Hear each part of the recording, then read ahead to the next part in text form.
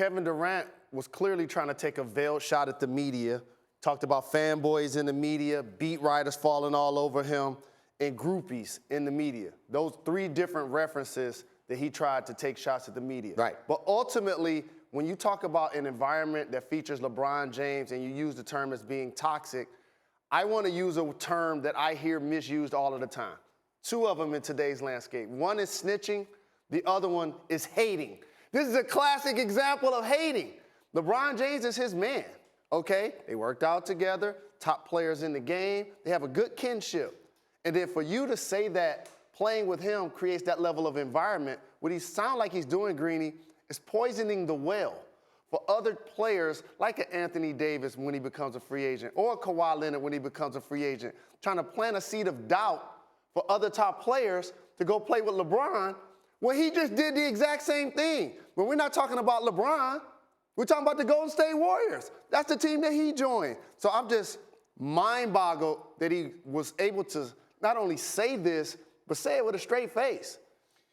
I completely agree with you. He actually named Kawhi specifically in the comments about someone who he can't see wanting to play with him because it diminishes your game and all the rest of that. So just a final quick takeaway. What does this say about KD and maybe about his future? What this says to me about KD, he's clearly not going to Los Angeles, for anybody that ever said that into a microphone or at a water cooler. It says to me that he's definitely leading the Golden State Warriors at the end of this year. And I wouldn't be surprised if he ends up right here in the New York Knicks. So it's a version of sneak dissing.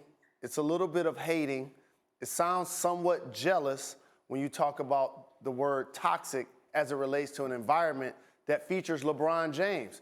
And so for Kevin Durant, it's also hypocritical, because when we're not talking about LeBron James, we're talking about the Golden State Warriors, the team that he joined after they eliminated them from the playoffs when he played with OKC.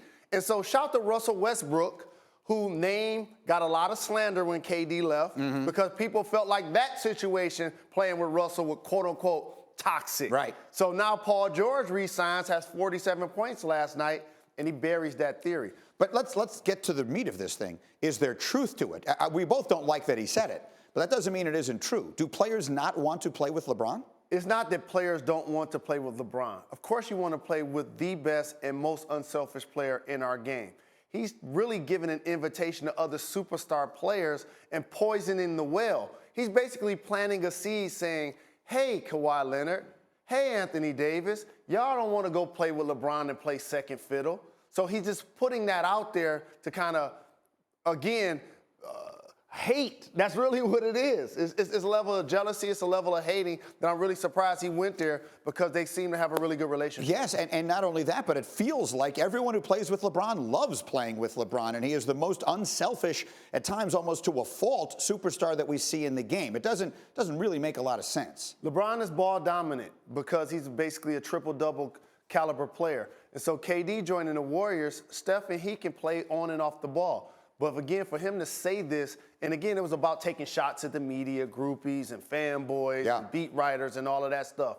But the crux of what he said sounds a little bit like jealousy of LeBron James. I agree.